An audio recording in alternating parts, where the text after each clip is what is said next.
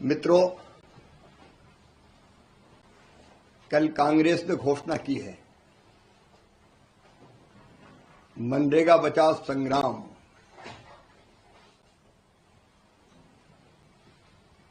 ये मनरेगा बचाओ संग्राम नहीं है, ये भ्रष्टाचार बचाओ संग्राम है। कांग्रेस को ग्राम से परेशानी,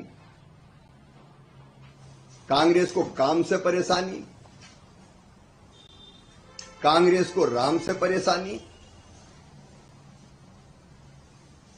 भ्रष्टाचार कांग्रेस के डीएनए में है,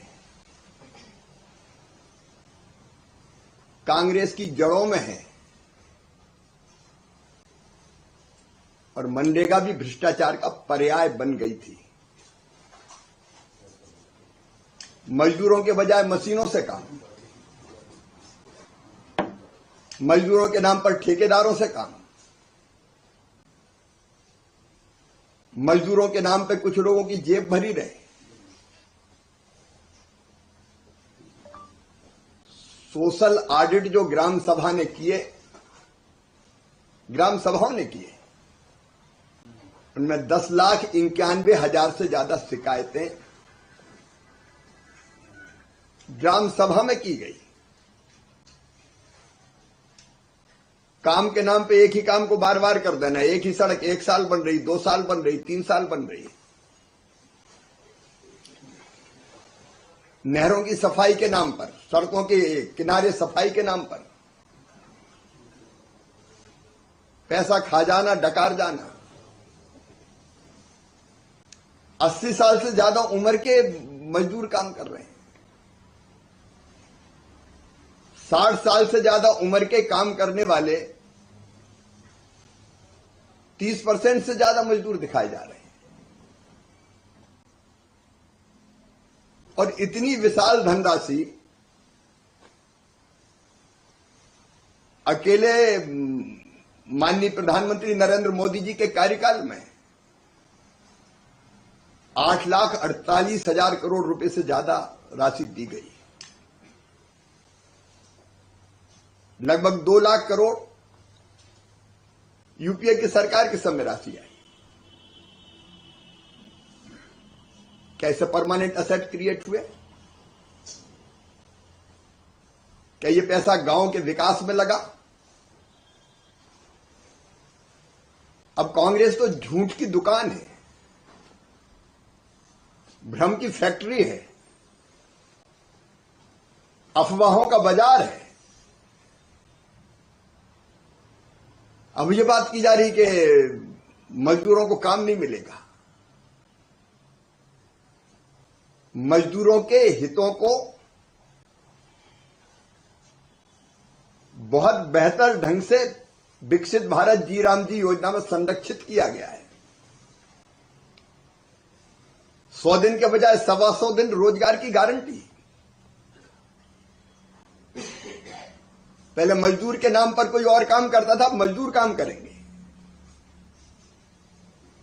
100 दिन के बजाय 125 दिन कानूनी गारंटी।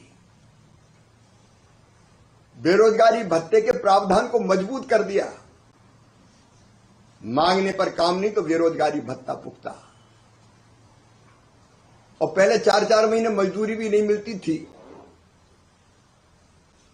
तो अलग से कोई राशि नहीं दी जाती थी। अब विलंबित मजदूरी के भुगतान पर दंड का प्रावधान, अतिरिक्त पैसा देना पड़ेगा। कहां किसी मजदूर भाई बहन के साथ अन्याय हुआ है?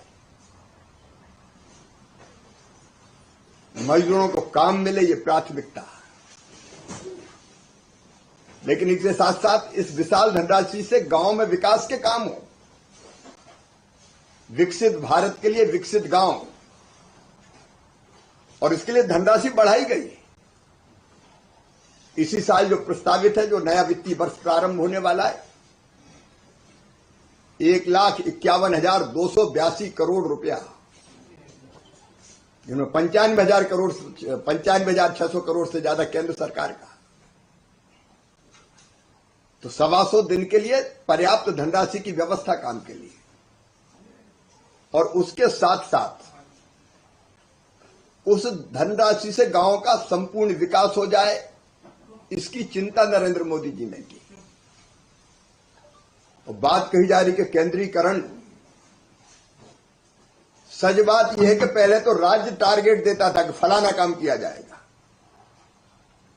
अब तय किया गया कि केवल ग्राम सभा और ग्राम पंचायत, मतलब सरपंच चुने हुए जनप्रतिनिधि और गांव के भाई बहन तय करेंगे कि गांव में कौन सा काम होगा। ऊपर से तय नहीं होगा, नीचे गांव में तय होगा। विकसित ग्राम पंचायत प्लान जो गांव के लोग बनाएंगे। पहले तो राज्य कहता था फलाना काम करो बस, और पहले तो यह होता था कि काम देना है तो मट्टी खोदो, यहां की मट्टी वहां डाल दो, वहां की मट्टी यहां डाल दो।